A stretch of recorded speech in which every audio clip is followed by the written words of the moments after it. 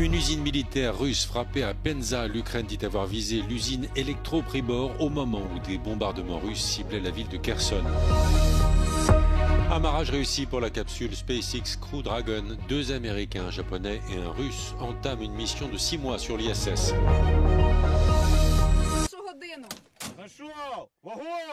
L'Ukraine dit avoir ciblé une usine militaire et une base aérienne russe dans la région de Penza, à environ 500 km à l'intérieur du territoire de la Russie.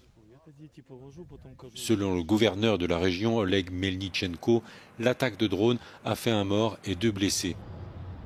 Une autre attaque de drones ukrainiens a touché la région de Samara, 300 km plus à l'est.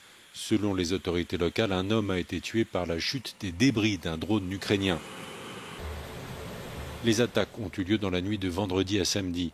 Les autorités ukrainiennes font état de leur côté de 2 morts dans des bombardements russes sur la ville de Kherson.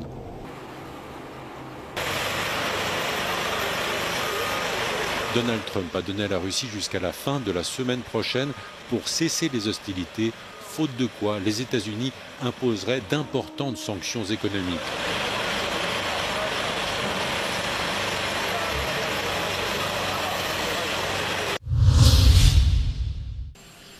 Donald Trump a déclaré avoir ordonné le déploiement de 2 sous-marins nucléaires dans des zones proches de la Russie, sans préciser où ils seraient déployés exactement, ni s'il s'agissait de sous-marins à propulsion nucléaire ou à armement nucléaire. Une décision prise après des menaces proférées par Dmitri Medvedev.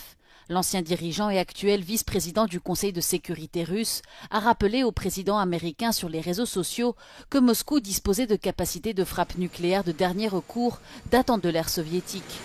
Quelques heures plus tôt, le président russe Vladimir Poutine a lui rencontré Alexandre Loukachenko et annoncé le déploiement de missiles balistiques à portée intermédiaire Oreshnik sur le territoire bélarusse, menaçant ainsi directement l'Ukraine voisine.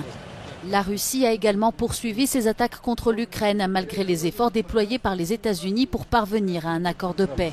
Après plusieurs ultimatums, Donald Trump a déclaré que l'envoyé spécial Steve Witkoff se rendrait en Russie pour inciter Moscou à accepter un cessez-le-feu avec l'Ukraine et à menacer de nouvelles sanctions économiques en cas d'absence de progrès dans les négociations.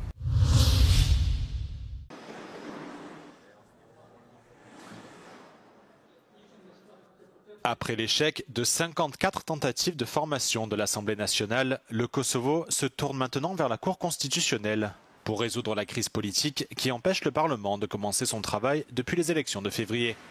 La Cour constitutionnelle doit se prononcer vendredi prochain sur une issue définitive qui pourrait inclure la convocation d'élections anticipées d'ici l'automne.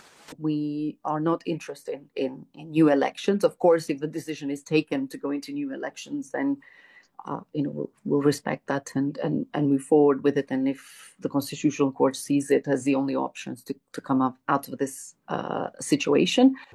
Le parti Autodétermination du Premier ministre sortant Albin Kurti a remporté les élections de février. Mais il n'a pas obtenu une majorité suffisante pour gouverner seul. Depuis, toutes les tentatives de coalition se sont soldées par des échecs.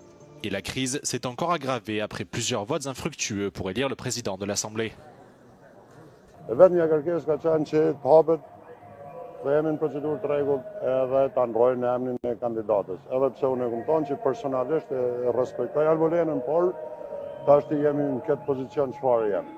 L'opposition reproche au parti d'Albin Kurti son insistance à faire élire la ministre de la Justice sortante à la présidence de l'Assemblée.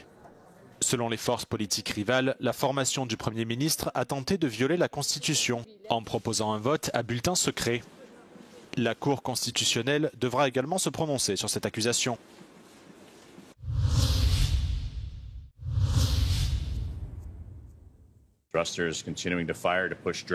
Amarrage réussi pour la capsule SpaceX Crew Dragon. Le véhicule spatial s'est attaché à la station spatiale internationale très haut au-dessus du Pacifique. Samedi matin à l'aube, 2 astronautes américains, un japonais et un cosmonaute russe ont rejoint leurs collègues sur l'ISS et entamé une mission de 6 mois. Il sera notamment question d'évaluer les capacités des astronautes à piloter des vaisseaux spatiaux et les scénarios d'impossible alunissage.